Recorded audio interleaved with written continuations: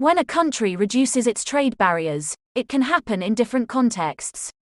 That is, it can happen unilaterally, under a multilateral platform, or as a reciprocal exchange between a small group of countries. Firstly, a country can cut its tariffs on its own without requiring other countries to do the same. This is called unilateral trade liberalization. This kind of liberalization allows the liberalizing country to import goods from the world at lower prices.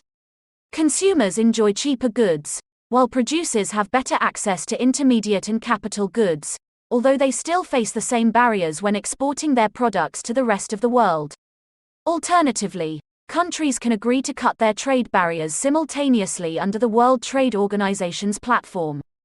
This multilateral trade liberalization tends to improve efficiency among all the parties involved because each country can now focus on the industries in which it has the greatest comparative advantage. However, reaching a consensus among all WTO members can sometimes involve lengthy negotiations. Therefore, some countries bypass the WTO and negotiate regional trade agreements bilaterally or regionally. These regional trade agreements help countries within the bloc trade more freely with each other. This increase in trade activity is called trade creation. However, they also discourage the members of these agreements from trading with other countries outside of the bloc. The outsiders may then suffer from the trade diversion. While regional trade agreements promote trade among some countries, other countries are left behind.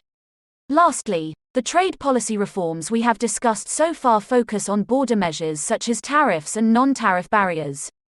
However, many trade agreements in the 21st century begin to include more behind-the-border measures such as labor standards, environmental protection, and competition policy.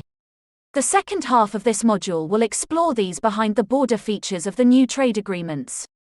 In almost all cases, protective trade measures favor industries that cannot compete with imports at world market prices. In developing countries, these industries are typically capital-intensive, such as heavy industry and technology-intensive activities, because the rest of the world has a comparative advantage in these. In almost all cases, moreover, trade barriers induce inefficiencies that reduce total income. As a result, domestic owners of scarce resources like capital benefit from protection, while owners of resources in non-protected sectors, like agricultural land, must lose. It follows that tariff reductions can be expected to reverse both these effects, albeit not immediately, since adjustment may be slow and possibly costly. A simulation study of unilateral tariff reductions in Brazil shows a typical pattern of changes. Economist Glenn Harrison and his team used a simulation model to evaluate various reform possibilities in South America, including unilateral tariff reductions. These numbers highlight the Brazilian case. This graph shows simulated changes in input prices due to the tariff reform in Brazil. Simulation models are often used to evaluate trade policy reforms because they are capable of separating out the effects of a policy change from other changes occurring in the economy at the same time. Brazil's tariff structure strongly favored manufacturing and penalized other sectors, including agriculture. Therefore, owners of capital were big winners from tariffs, while landowners were penalized, with labor owners falling in between. The tariff reduction raised returns to land and reduced those to capital. Among households, the biggest gains from reforms went to rural households and those in the bottom 40%, as well as some very wealthy households that owned a lot of lands. Poor and rural households derive most of their income from land and labor. The Brazil case shows the effects of traditional trade reform. Traditional trade policy reforms focus almost exclusively on reducing barriers to trade that occur at the border, that is, tariffs and non-tariff barriers, and other measures that inhibit the free flow of goods and services across international borders.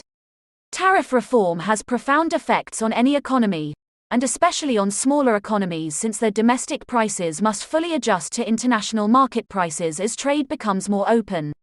As we have seen, these effects alter household incomes, and also government budgets. Changes in household incomes, in turn, affect private spending on items, such as health and education, that are the targets of several of the social and economic SDGs. Household decisions are crucial to progress on many economic and social SDGs. Education, nutrition, and health are key examples of these. As household incomes increase, spending on these typically rises. This graph illustrates a comparison of household spending on education, as a percentage of total household budgets, for each quintile of the household income distribution. Households in the lowest income group spend less than 1% on education. Those in the richest group spend 3 times more. In other words, raising household incomes will decrease the need for special policies addressing these SDG targets. The lesson here is that trade policy reforms, by increasing total income and to the extent that they redistribute gains towards poorer households, can be complementary with the efforts to achieve the SDGs.